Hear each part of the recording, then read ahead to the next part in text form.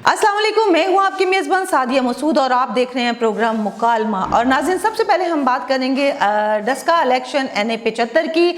Daska election की तहकीकाती report जो है वो सामने आ गई है, तो क्या जिम्मेदारान को इसकी सज़ा मिलेगी? क्या हुकूमत अपने नैरेटिव पर कायम रहेगी? क्योंकि इस रिपोर्ट का ताल्लुक, इस रिपोर्ट के जो जिम्मेदार हैं उनका ताल्लुक जो है वो वफाकी लोगों से भी है, वफाकी वुज़रा से भी है। तो क्या हुकूमत जिम्मेदारान को सज़ा देगी? ये है बड़ा सवाल, इस पर हम बात करेंगे। इसके अलावा हम बात करेंगे चूंकि अवाम को बहुत बड़ा सामना है महंगाई की लहर से, और ये प्रेशर जो है वो जाहिर है हुकूमत के ऊपर भी जाता है, और हुकूमत ने अवाम को रिलीफ पैकेज जो है वो दिया है। अब सवाल ये पैदा होता है, रिलीफ पैकेज तो मिल गया है, क्या ये लोगों तक पहुंचाया जाएगा? क्या ये सफिशिएंट है अवाम के लिए? ये है एक बड़ा सवाल, इस पर हम बात करेंगे। हमारे साथ मौजूद हैं सीनियर एंकर पर्सन जुल्फ़िकार राहत साहब। सादिया, जो डस्का इलेक्शन की रिपोर्ट आई है, इलेक्शन कमीशन ने सारी चीज़ें वाजे कर दी हैं, और इससे पहले के जब रिपोर्ट नहीं आई थी तो सूरत हाल बिल्कुल मुख्तलिफ थी,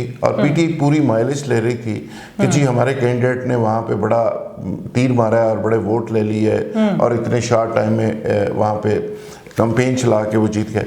लेकिन अब इलेक्शन कमीशन ने वो सारी सूरत हाल वाजे कर दी कि किस तरह अपने लोग लगाए गए, किस तरह चीफ मिनिस्टर के जो सेक्रेटरी थे टीके ताहिर खुर्शीद, उसने क्या रोल प्ले किया।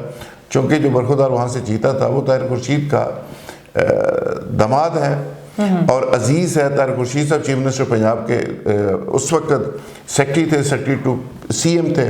तो उन्होंने अपना पूरा रसूख इस्तेमाल करके, रियासती मशीनरी को इस्तेमाल करके, पूरे वसाइल को इस्तेमाल करके, पंजाब गवर्नमेंट के वसाइल को इस्तेमाल करके ये इलेक्शन जीता। तो अब वो सारी हकीकत खुल के सामने आ गई है।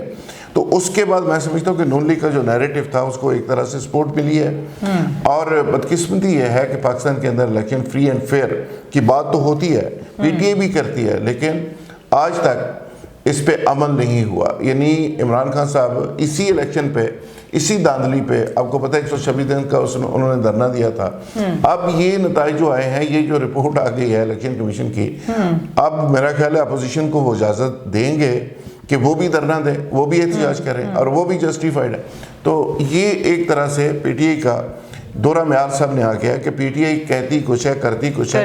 अपनी सीट जीतने के लिए धांधली नहीं, धांधला भी करना पड़े तो वो करने को तैयार होते हैं, लेकिन अगर कोई और करता है तो फिर बुरी बात है। फिर हम एहतजाज भी करेंगे, 126 दिन का धरना भी देंगे, फिर हम कहेंगे ये बहुत बड़े समझ लें कि धांधली की पैदावार है वगैरह वगैरह।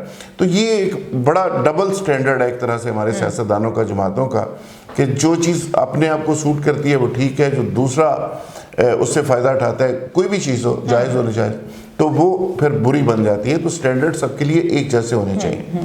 तो सर, ये PTI की हुकूमत के नैरेटिव का क्या होगा फिर? इस पर एक बहुत बड़ा सवाल जो है वो खड़ा हो रहा है, क्योंकि जब PTI की हुकूमत आती है तो करप्शन की बात करती है, धांधली की बात करती है, लेकिन अब इसका ताल्लुक जो है डायरेक्ट वफाकी वुज़रा से है। तो क्या जिम्मेदारों को सज़ा मिलेगी?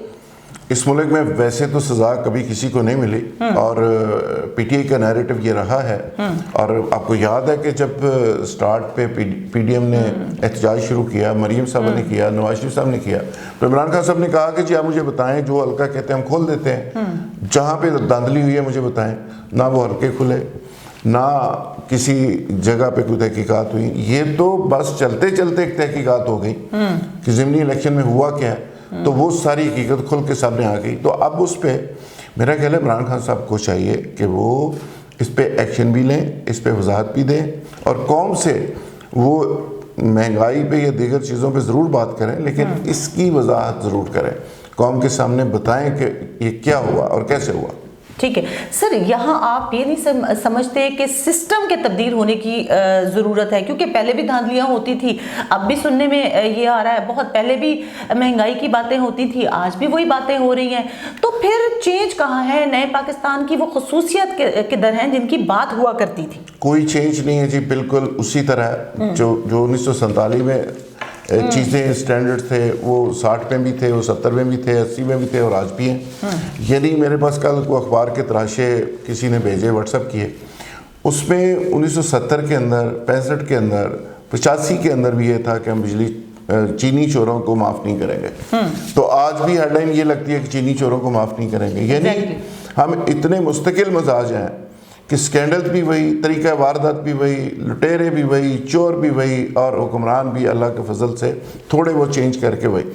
अब बात आपने बड़ी सिंपल की है कि जी सिस्टम तो देखें इंसानों ने बनाना होता है। इमरान खान साहब आए थे, दो नहीं एक पाकिस्तान का उन्होंने नारा लगाया, सिस्टम चेंज का नारा लगाया, स्टेटस को ब्रेक करने का नारा लगाया। तो आज आप देख रही हैं कि सारी चीज़ें तो वही हैं, कुछ भी चेंज नहीं हुआ। तो ये मेरा ख्याल है कि जब तक सिस्टम चेंज नहीं होता, ये रोना हम रोते रहेंगे, ये शाम करीबा पढ़ते रहेंगे। 70 के बाद वो उसमें भी कंट्रोवर्शियल थे थोड़े से इलेक्शन, लेकिन कोई इलेक्शन ऐसा नहीं जिसको फ्री एंड फेयर आप कह सकते हैं, जिसको बेहतर कह सकते हैं। और सारे इलेक्शन में इस तरह की सूरत हाल रही है। और बदकिस्मती ये है कि कोई शख्स इस ट्रांसपेरेंसी के लिए, इसको बेहतर करने के लिए कोशिश भी नहीं कर रहा। और उसके लिए भी मौका का होता है कि जी आए अपोजिशन की कमेटी, कहते हैं जी बैठ जाएं, कभी जी वो ईवीएम मशीन के ज़रिए होंगे, कभी फलाने के ज़रिए होंगे, कभी फलाने के ज़रिए होंगे, लेकिन प्रैक्टिकली सारा मामला ज़ीरो पे खड़ा। तो सर इसका मतलब तो फिर ये हुआ कि करप्शन ख़त्म नहीं होगी, जो नैरेटिव पीटीआई की हुकूमत लेकर आई थी वो किसी भी तरह पूरा होता हुआ नजर नहीं आता। इलेक्शन कमीशन और सिस्टम कौन बेहतर करेगा? आप करेंगे, मैं करूंगी, हुकूमत करेगी, करेगा कौन? इलेक्शन कमीशन पूरी दुनिया में बड़ा बाख्तियार होता है, इंडिया के अंदर भी बड़ा बाख्तियार है। उनके पास हेलीकॉप्टर से लेके सारे वसाइल होते हैं, वो छापे मार सकते हैं, वो चीज़ों को रोक सकते हैं, इलेक्शन को रोक सकते हैं, इलेक्शन को कालादम करार दे सकते हैं, वगैरह वगैरह। सारे इख्तियारात के बावजूद आप देखें कि अगर इलेक्शन कमीशन इन चीज़ों को ख़त्म नहीं कर पा रहा, धांधली को, इस तरह के मामले को, अभी देखें सारा काम हो गया और उसके बाद एक रिपोर्ट आ गई, अब उसके बाद अदालत स्टे दे देगी और वो 1.5-2 साल रह गए हैं, 1.5-2 साल वो नौजवान जो MPA बना है वो पूरे कर जाएगा। अभी वो पंजाब के अंदर पौधेदार भी लग गया, इन्वेस्टमेंट बोर्ड का वो हेड लग गया है पंजाब के अंदर। तो ये सारी चीज़ें उसी तरह ही चलती रहेंगी। मुझे नहीं लगता कि ये सिस्टम को रातों रात चेंज होगा। ये बहुत बड़ा डिज़ास्टर है, बहुत बड़ा जुल्म है कि ये जुल्म का निज़ाम हमने बड़ी मेहनत से अपने ऊपर मुसल्लत किया है। ये एक आधा दिन से हमारी जान नहीं छोड़ेगा। जिस तरह मुसल्लत हुआ है 70-74 सालों में, ये मुझे लगता है कि या तो उसी तरह ग्रेजुअली ख़त्म होगा, या फिर कोई ऐसा शख्स आए जो वाकई थोड़ा डंडा चलाए और उसको खौफ खुदा भी हो और वो सारी चीज़ों को चेंज कर दे, फिर तो ये पॉसिबल है। वरना ये जमहूरियत के हुस्न में इस तरह लेपा लापी से, इस तरह डहाकिज़म से और डंग टपा पॉलिसी से ये चीज़ें ठीक नहीं होंगी। ठीक है, अब सर ज़रा पैकेज, रिलीफ पैकेज दिया गया है हुकूमत की जानिब से, उस पर बात कर लेते हैं, क्योंकि आवाम को एक बहुत बड़ी लहर का सामना है महंगाई के लिए। और अब चूंकि प्राइम मिनिस्टर का रिलीफ पैकेज सामने आ गया है, आपने पैकेज देखा, आपको क्या लगता है ये सफिशिएंट है? देखिए, रिलीफ पैकेज हुकूमतें देती रहती हैं और हर हुकूमत ने हमेशा से ये ऐसा ही किया और मौजूदा हुकूमत भी माजी की उन हुकूमतों को कॉपी कर रही है। यानी एक तरफ एक घर के ऊपर जो 20,000 महीने का बोझ लादा जाता है महंगाई के ज़रिए, और उसको 1,000-2,000 रुपए की सब्सिडी के नाम पे उनके ऊँट के मुँह में ज़ीरे वाली बात है वो दे दिया जाता है। और उस पर भी एक गुफ्तगू हो सकती है और इस पे बड़ी कंट्रोवर्सी है कि किसको मिल रहा है किसको नहीं मिल रहा। हुक्मरान कहते हैं कि जी हमने टारगेटेड रखा है, हमने मखसूस लोगों को दिया है, इतने करोड़ 13 करोड़ लोगों को मिलेगा, फलाने को मिलेगा। मुझे तो यकीन करें सारा दिन हज़ारों सैकड़ों लोग यहाँ मौजूद होते हैं, सैकड़ों लोगों से हमारी मुलाकातें होती हैं, लेकिन उसमें हर शख्स बेचारा रोता हुआ नज़र आता है। मुझे कोई बंदा ऐसा नहीं मिला जो ये कहे कि जी मुझे ये हेल्थ कार्ड मिला हुआ है और मुझे उसकी फैसिलिटेशन है। ये साहब सामने खड़े हैं, हमारे कैमरामैन हैं, इनसे पूछ लें, किसी और साहब से पूछ लें, तो वो कहेगा जी हमें तो कार्ड नहीं मिला। मुझे नहीं समझ आ रही वो कार्ड किसको मिल रहा है, वो सब्सिडी किसको मिल रही है, वो सपोर्ट किसको मिल रही है, वो पैसा गवर्नमेंट किसको तकसीम कर रही है, उसके क्राइटेरिया क्या है, समझ से बाहर है। लेकिन बस बयानात आप देखती जाएं, प्रेस कॉन्फ्रेंसें देखती जाएं और वो चल रही हैं। और आगे इलेक्शन ईयर है, इस 1.5 साल में बस ऐसे ही सरकारी पैसा ऐसे लुटाया जाएगा और कुछ अपने लल्ला तल्लों में चला जाएगा, कुछ मैनेजमेंट में चला जाएगा, कुछ अपने जियाले मतवाले और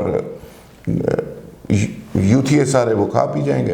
तो ये शुरू से हमारे साथ ऐसे ही होता रहा है। मुझे अब भी कोई चेंज उसमें नज़र नहीं आ रहा। सर एक बहुत बड़ा क्वेश्चन ये है कि हुकूमत के ख़जाने में पैसा है नहीं है, और आवाम, क्योंकि 13 करोड़ आवाम है, पैकेज जो दिया गया है ये सफिशेंट नहीं है, तो फिर देने की ज़रूरत क्या थी जब किसी को पूरा पहुंचना ही नहीं है, पूरा होना ही नहीं है, तो इसको देने की ज़रूरत क्या है? क्या ये कोई पॉलिटिकल स्टंट है, ये कैंपेन है आने वाले इलेक्शन के लिए? 13 करोड़ नहीं, अवाम तो पाकिस्तान की अवाम तो देखते हैं 23-24 करोड़ है। 13 करोड़ को तो ये कहते हैं ना कि जी हमने रिलीफ पैकेज दिया है, वो कहाँ दिया है, किसको दिया है, यही तो रोना है। यही तो समझ नहीं आ रही कि आप वो लिस्टें तो कम से कम सामने लाएं जी, वो लिस्टें सामने लाएं, लोग उस पर डिबेट करें। मिसाल के तौर पे लाहौर की लिस्टें हैं तो उसको छापें अखबार के ऊपर, क्यों नहीं छापते? सबके सामने लाएं। अगर इस मोहल्ले के जहाँ हम रहते हैं उस मोहल्ले की लिस्ट आएगी, हम बता देंगे कि कौन सा डिजर्विंग है और कौन सा डिजर्विंग नहीं है। तो अगर कागजों के अंदर जाना है और इसी तरह चुप करके लोगों की जेबों के अंदर चीज़ें जानी है, तो ये तो माजी के लोग भी करते थे। कप्तान का और उनका फ़र्क क्या है? तो उसी तरह ही देखें, सिर्फ एक स्लोगन की हद तक तो है, पुराना नहीं नया पाकिस्तान। नया पाकिस्तान पहले से ज़्यादा बदतर हो गया, करप्शन पहले से बढ़ गई है, गवर्नेंस पहले से ज़्यादा ख़राब होती जा रही है, महंगाई पहले से ज़्यादा होती जा रही है। मुझे नहीं समझ आ रही कि इसको पीटीआई आगे इलेक्शन में कैसे जस्टिफाई करे। अच्छा सर, एक क्वेश्चन और कि प्राइम मिनिस्टर ये रिलीफ पैकेज जो है लोगों तक पहुंचाएंगे कैसे, डिस्ट्रीब्यूट कैसे करेंगे? मैं टीवी देख रही थी, उसमें बताया जा रहा था, वफाकी वज़रा बताते हैं कि ये पैकेज किस तरह से लेने के लिए हमें प्रोसेस से गुजरना पड़ेगा। फ़ोन होना चाहिए, फिर आप ये बटन दबाएंगे, वो बटन दबाएंगे, मतलब इतना लेंथी है। आम इंसान के पास तो मोबाइल नहीं है, तो वो इतने प्रोसेस से कैसे गुजरेगा? फिर इसकी ट्रांसपेरेंसी का जिम्मेदार कौन होगा? देखिए, पहले बेनज़ीर इनकम सपोर्ट प्रोग्राम था तो उसमें फर्जी नाम थे, उसमें ब्यूरोक्रेट्स के नाम थे, उनकी फैमिलीज़ के नाम थे। हज़ारों लोग बल्कि लाखों लोग फर्जी थे, उनके नाम भी सामने आ गए, उसमें ब्यूरोक्रेट्स के आ गए, कुछ पे एक्शन हुआ, कुछ पे एक्शन नहीं हुआ। इसी तरह आज की जो लिस्टें हैं ये आने वाले दौर में ये नैब का केस है सीधा सीधा, और नैब का केस बनेगा और इन लोगों को समझ नहीं आएगी कि वो यूथ प्रोग्राम के पैसे किधर जा रहे हैं या एहसास प्रोग्राम के पैसे किधर जा रहे हैं, और ट्रांसपेरेंसी इसकी कैसे है और कहाँ है और कौन रख रहा है। लिस्टें जैसी हम बात कर रहे हैं, लिस्टें कौन बना रहा है, क्राइटेरिया क्या है, म्यार क्या है, इसका स्टैंडर्ड क्या है, मेरिट क्या है। तो ये वो सारी चीज़ें हैं जिस पे सवालिया निशान है। उसकी तकसीम कैसे होगी, शफाफियत कायम कैसे होगी? कल को ऑडिट आएगा और ऑडिट के बाद आप देखेंगी, आप और मैं इसी तरह यहाँ प्रोग्राम कर रहे होंगे और हम रोना रो रहे होंगे कि इतने पैसे खाए गए, और नैब कह रही होगी कि हम किसी को नहीं छोड़ेंगे। तो ये एक सर्कल है, इस सर्कल के अंदर जो 74 साल से हम घूम रहे हैं, तो आने वाले दिनों में भी इससे निकलते हुए मुझे तो नज़र नहीं आता। इसका मतलब है कि आने वाले दिनों में हम हुकूमत का भी यौम एहतसाब देखेंगे? देखिए जी, हर गवर्नमेंट का इक़्तिदार के फौरी बाद एहतसाब शुरू हो जाता है, और जब तक वो इक़्तिदार में होते हैं कोई नहीं पूछता। अभी देखें ना, नवाज शरीफ एंड कंपनी का एहतसाब हो रहा है, उसके बाद इमरान खान साहब आएंगे तो फिर इमरान खान साहब का एहतसाब शुरू हो जाएगा। अभी इक़्तिदार में वो बैठे हुए हैं ना, तो उनको फील नहीं हो रहा, तो वो बाहर निकलेंगे तो फिर समझ आएगी कि फ़ाइल बगल में दबा के सुबह कोर्ट के अंदर 7 बजे कैसे पहुंचा जाता है। तो इमरान खान साहब ने चूँकि इस तरह की अदालतें भी भुगती नहीं, देखें इमरान खान साहब फिर एहतसाब का सामना करते हैं या बाहर भाग जाते हैं, लेकिन ये सिलसिला तो होगा। एहतसाब का पहिया तो इसी तरह ही घूमता है। यहाँ पे एहतसाब सिलेक्टिव ही होता है कि जो इक़्तिदार में होता है फिर वो दूसरों का एहतसाब करता है। तो पता नहीं कल को इक़्तिदार किसका होगा, इमरान खान साहब इक़्तिदार में होंगे या अपोजिशन में होंगे, दोनों सूरतों में हिसाब तो देना पड़ेगा। बिल्कुल ठीक है, आज के लिए इतना ही जनाब, कल दोबारा मुलाकात होगी, अपना ख्याल रखिएगा, अल्लाह हाफिज़।